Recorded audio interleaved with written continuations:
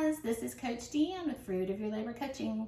I'm coming to you today to talk about something that is really going around, pretty popular right now, milk kefir.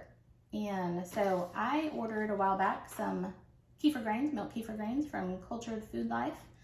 And when I received it, I got my little jar of kefir grains and I got a little booklet that has information on it. So if you order from there, you should get the same information.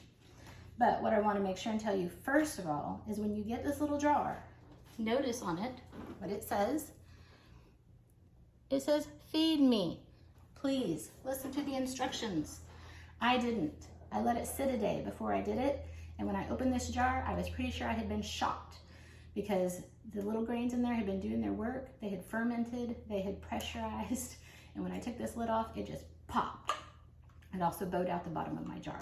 So that's okay. But I'm going to tell you what to do when you get your grains. First of all, you're going to open them.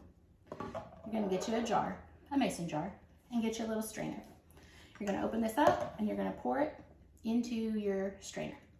Then you're going to get your little kefir grains in here. And your kefir is actually going to be down here. The kefir that comes in this little jar, you can drink it right off the bat. Strain it and you can use it. You can put it in smoothies. You can do a second ferment, which I'll tell you about in just a minute. But lots of options. So right off the bat though, you've got kefir. But just to let you know what these little grains look like, they look a little bit like cauliflower, but they are mighty, mighty. They may be small, but they will do some wonderful things for you. So after you strain it, you have your grains. You may need to take a rubber or silicone and just smush it around to get all of that strained through so that you do just have your grains left. And then once you do, you can just take those, put them in another jar, and then you're going to fill that jar with a couple cups of milk. That's if you're doing regular milk kefir. I'm actually doing non-dairy kefir. I'm doing almond milk kefir.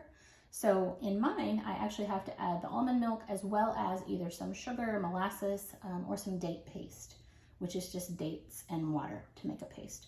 And that's what's going to feed my kefir grains, because normally it's the lactose in milk that feeds those little guys. So they still need something if you're using a non-dairy milk that doesn't have at least 8 grams of carbs.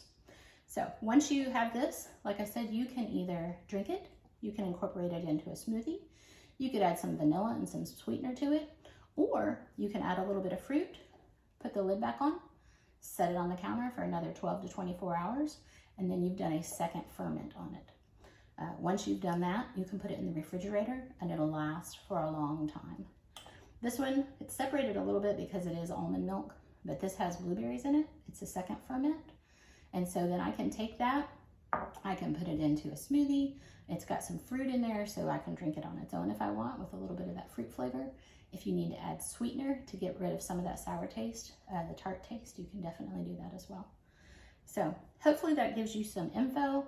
I will go ahead and post the article for the non-dairy kefir in the description of this video. And I will be having some gut health groups coming up. So keep an eye out for those. And if you have any questions, please comment on the video. Remember, mamas, we're looking for progress, not perfection. Please be sure to like and subscribe so you'll see any videos that come out. Thank you.